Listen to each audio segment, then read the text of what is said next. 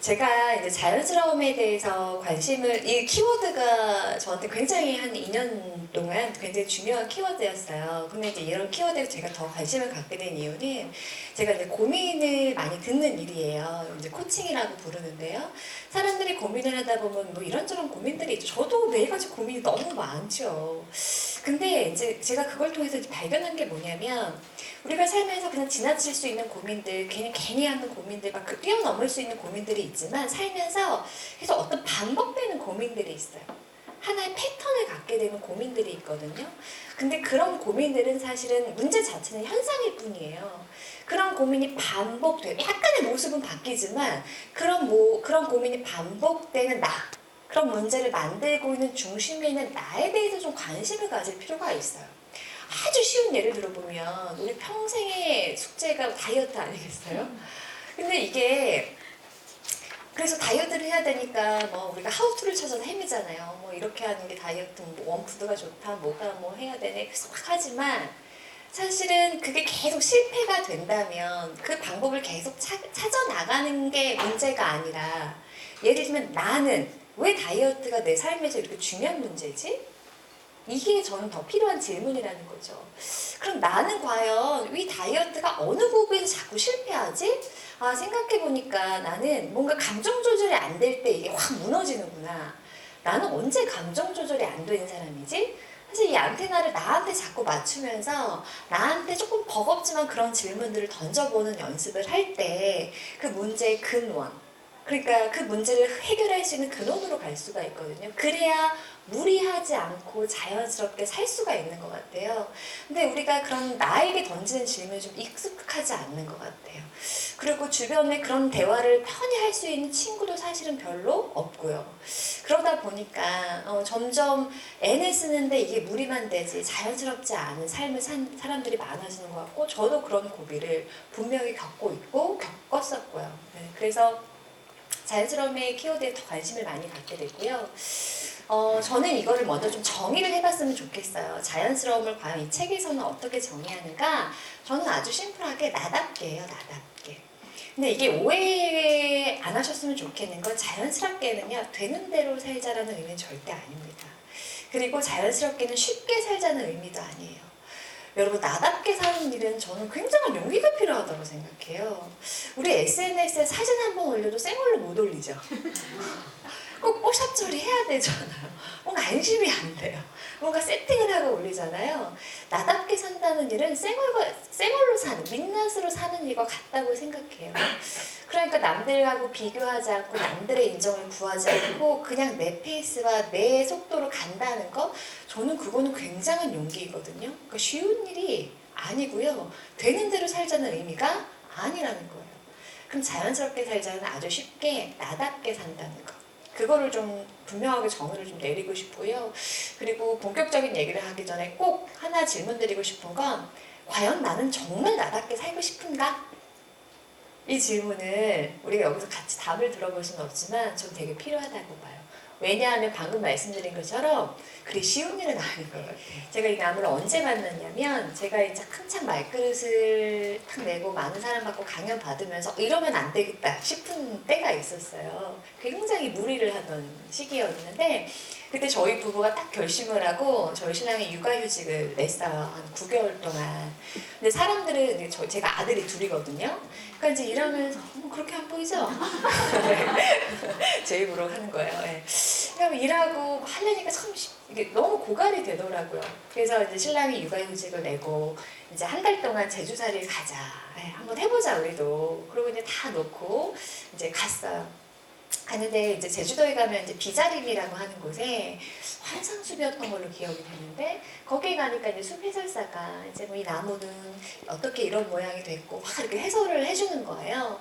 그래서 여기저기 사람들이 이제 무리를 쫓아다니면서 다음 스텝으로 가면 속도를 막 맞춰야 되잖아요. 가이드처럼 막 가고 있는데 이 나무를 딱 소개하는 거예요. 이 나무를 보면서 해설사가 뭐라고 했냐면, 벌을 서고 있는 나무다, 이렇게 표현을 하더라고요. 이렇게 보면 지금 나뭇가지가 하늘을 향해서 다 이렇게 벌 쓰고 있는 듯한 느낌 보이시죠?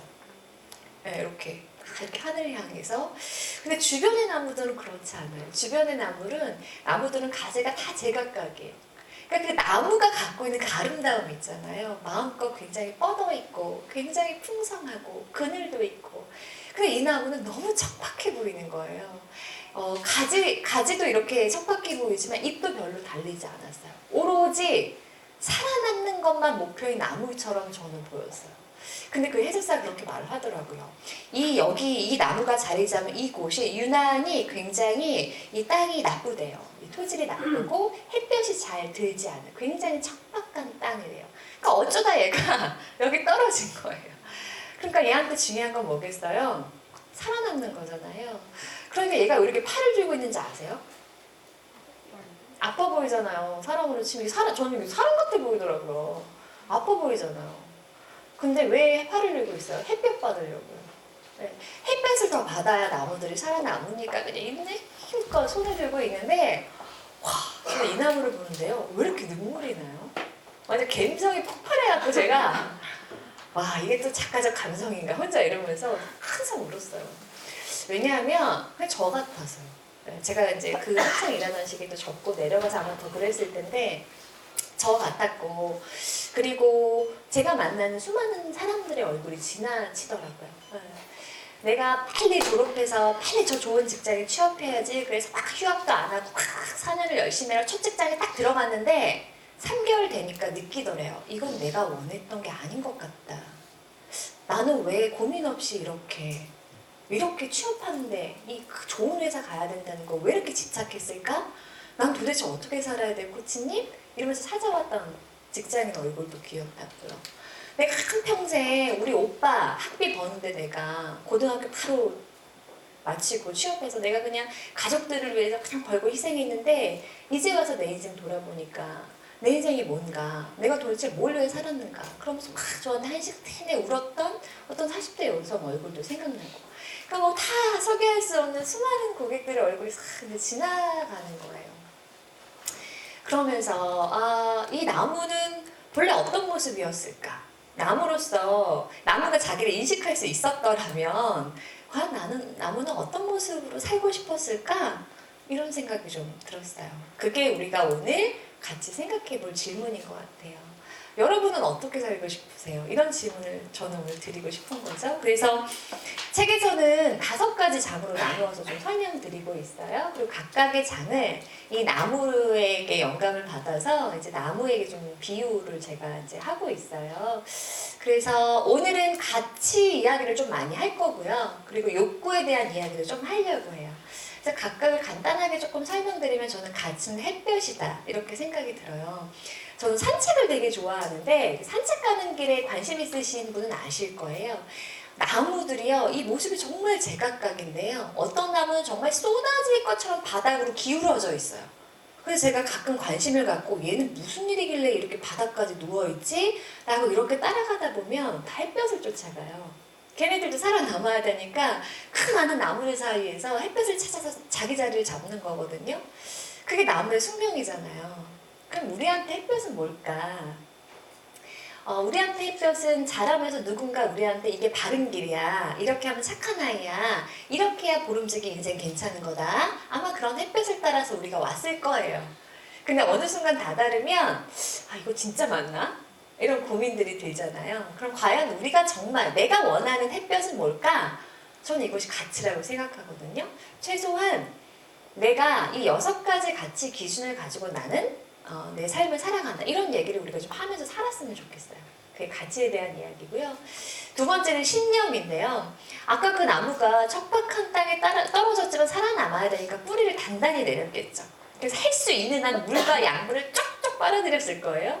우리도 마찬가지예요. 우리가 원해서 우리 부모 선택한 거 아니잖아요. 선택할 수 있었으면 저는 우리 엄마 아빠는 아니었던 것 같아요. 할 수 있었다면 저는 다른 옵션을 아마 갔을 거예요. 뭐 어쩔 수 없잖아요. 그리고 우리 형제자매, 우리 경제적 상황, 우리가 다 선택한 거 아니거든요. 근데 우리 살아남으려고 뿌리 내렸고요. 그냥 악착같이 우리도 어떤 물과 양분을 뽑아내려고 애썼어요. 그런데 그래서 도움이 된 것들도 있어요. 내가 그렇게 기를 쓰고 열심히 해서 도움이 된 것도 있는데, 그래서 나를 방해하는 것들이 있어요. 나를 방해하는 생각들. 예. 조금은 좀 유연하게 해줬으면 더 인생 좀 살기 편해지는 생각들이 있어요. 저는 그걸 비합리적인 신념이다. 예, 심리학에서 그렇게 부르거든요.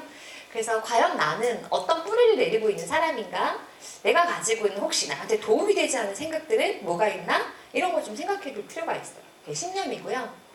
욕구는 물이에요, 물. 나무는 물 없으면 죽잖아요. 나무가 프로탑을 생기게 만드는 건 물이잖아요. 과연 나를 생기게 만드는 건 뭘까? 나는 나를 어떻게 충전시키면 살고 있는가에 관련된 이야기가 욕구이고요.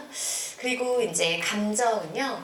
가지 역할입니다. 사실 감정은 제가 말그릇에서도 많이 강조하고 제가 책마다 감정은 다른 방식으로 계속 설명을 드리고 있어요. 가지가 있어야 곳곳에 영양분이 가는 것처럼 감정도 나한테 곳곳에 나한테 중요한 신호들을 주는 것이거든요. 그런 의미에서 감정이고요. 또 감정은 떡잎에 비교를 하고 있습니다. 사람마다 이 떡잎의 자원이 다른데 우린 자꾸 남의 집 떡잎을 보거든요. 쟤는 되게 좋겠다. 리더십이 있어서. 야, 쟤는 되게 좋겠다 말 잘해서 내가 가지고 있는 건 못 보고 남의 집을 이렇게 기웃거려요. 그래서 내가 가진 감정은 다 이유가 있는 거거든요. 내 떡잎을 아끼고 사랑하자. 뭐 그런 의미예요. 그래서 5가지 장에 대해서 아마 더 마음이 더 이렇게 끌리는 장이 있으실 거예요. 근데 오늘은 그 중에서도 가치하고 욕구 이야기를 좀 해보고 아까 말씀드린 것처럼 제 이야기를 좀 많이 또 해보도록 할게요.